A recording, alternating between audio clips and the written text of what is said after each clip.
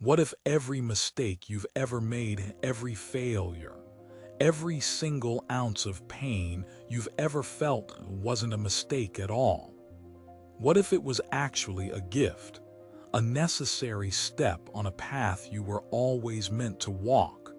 I know it sounds crazy, but there's a psychological tool, a kind of mental superpower designed to do exactly that. A secret for forging an unbreakable mind, one that's immune to failure, pain, and regret.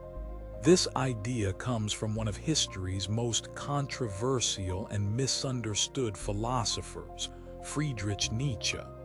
He called it Amor Fati, the love of one's fate, and it is far more powerful and far more radical than you can possibly imagine. Think about how most of us live our lives. We are in a constant state of resistance. We fight against reality. We regret the past, wishing we'd made different choices, said different things, been a different person. We worry about the future, trying to control every possible outcome to avoid pain and secure happiness. And we resent our present circumstances when they don't match the perfect picture we have in our heads. It's like trying to swim against a powerful river current, endlessly. And what is the cost of all this fighting? This constant war with what is? It's exhaustion, it's anxiety, it's bitterness. The very act of resisting our life is what causes the majority of our suffering. We desperately want peace and strength, but our method for getting it, fighting reality, only creates more turmoil and weakness. So we're stuck. But then Nietzsche comes along with a stick of dynamite to blow up the entire prison. His solution is Amor Fati. He called it the formula for greatness in a human being. Not just to bear what is necessary, but to love it. To actively will for everything that has ever happened to you and everything that ever will happen to you. And this wasn't some academic theory for Nietzsche. This was a survival tool. This was a man who lived a life of crushing loneliness, chronic illness, and constant professional rejection. He knew suffering intimately. So when he says to love your fate, he's not talking about a passive acceptance. He's not saying, oh well, I guess this is my life. No. He's talking about a passionate, powerful, joyful embrace of your entire existence. The whole chaotic, messy, beautiful, and horrifying story of you. Loving the victories is easy, right? Anyone can do that, but loving the failures, loving the heartbreak, loving the illness, the loss, the deepest moments of despair, that sounds like madness. That sounds impossible. But what if it isn't? What if this single shift in perspective is the key that unlocks a level of mental freedom and resilience you never thought possible? To understand how, we need to look at Nietzsche's most powerful thought experiment. He called it the eternal recurrence, and it goes like this.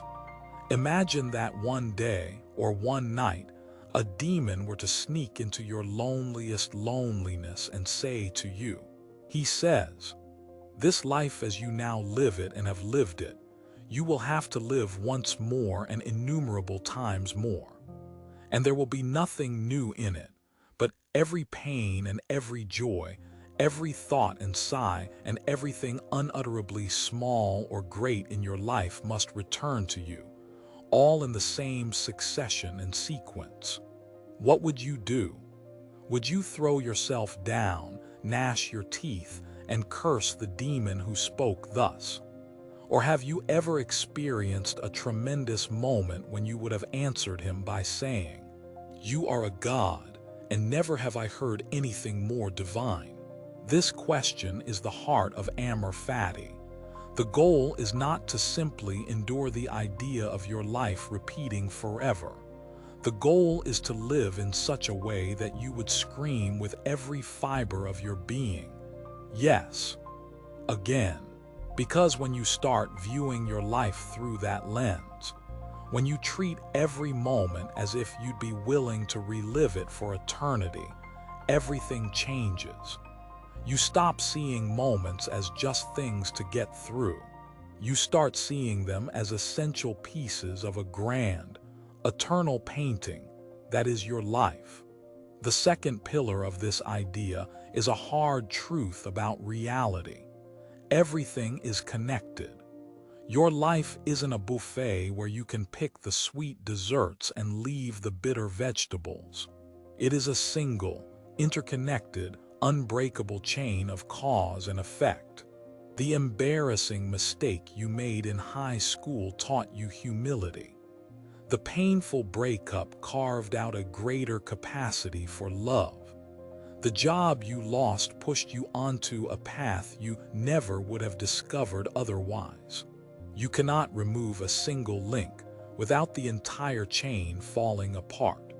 To wish for any part of your past to be different is to wish that you were not who you are today. The good, the bad, the ugly, they are all woven together.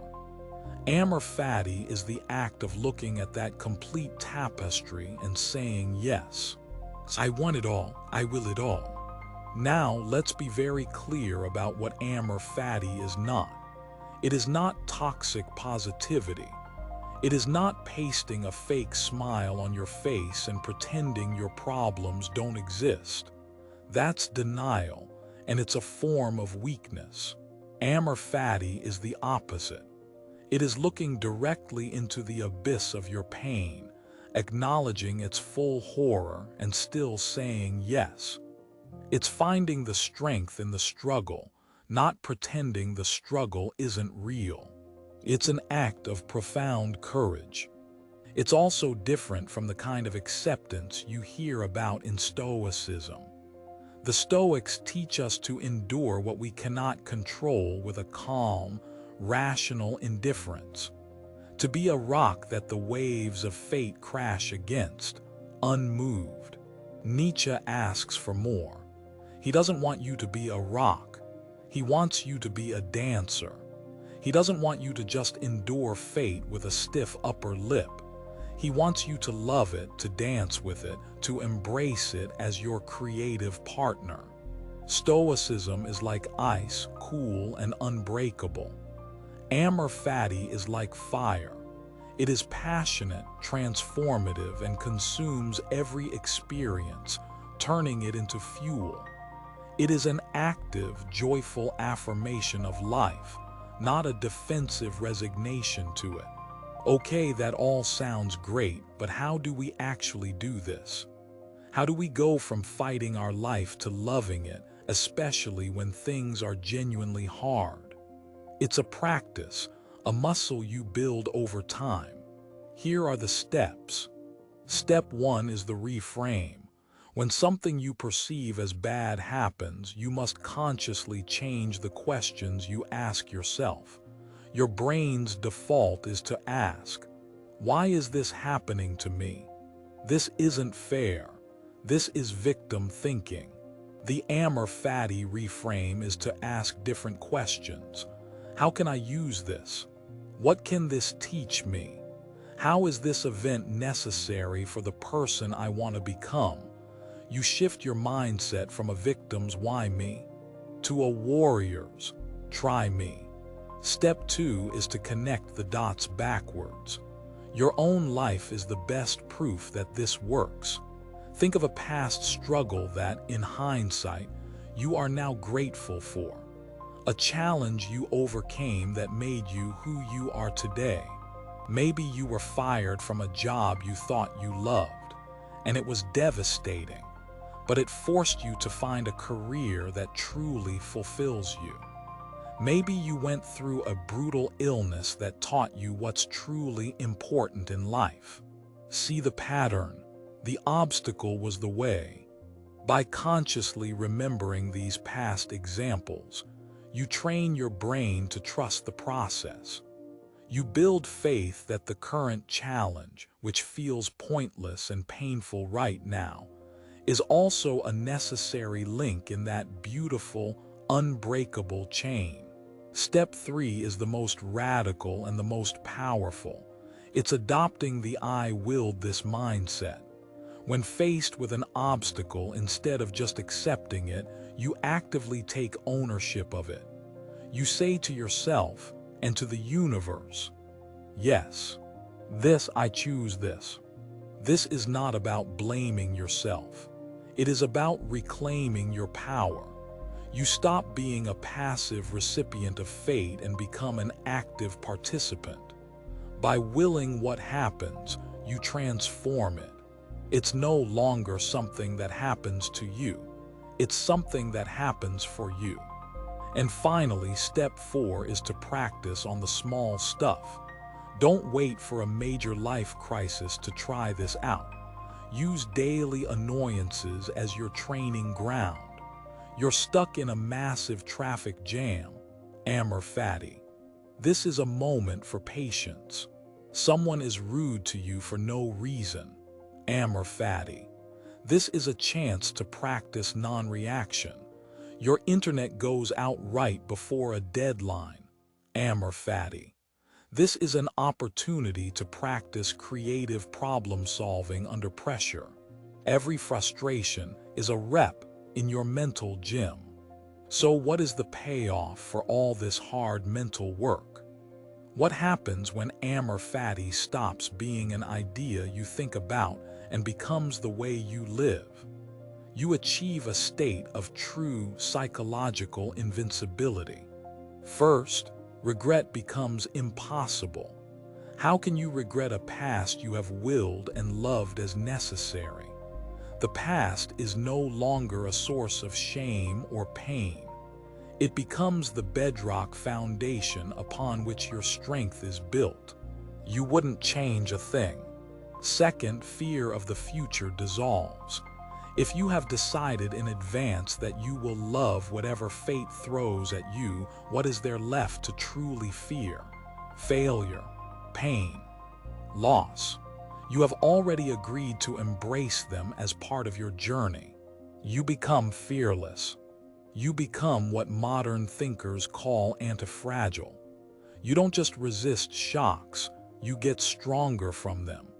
Every setback, every obstacle, every piece of chaos doesn't break you, it feeds you. It makes you more powerful, more resilient, more alive. This is the ultimate power. It's becoming the alchemist of your own mind. The world can throw its worst at you, it can give you poison, and you will have the ability to turn it into medicine. Nothing external can defeat you, because your power is entirely internal. So stop fighting your life.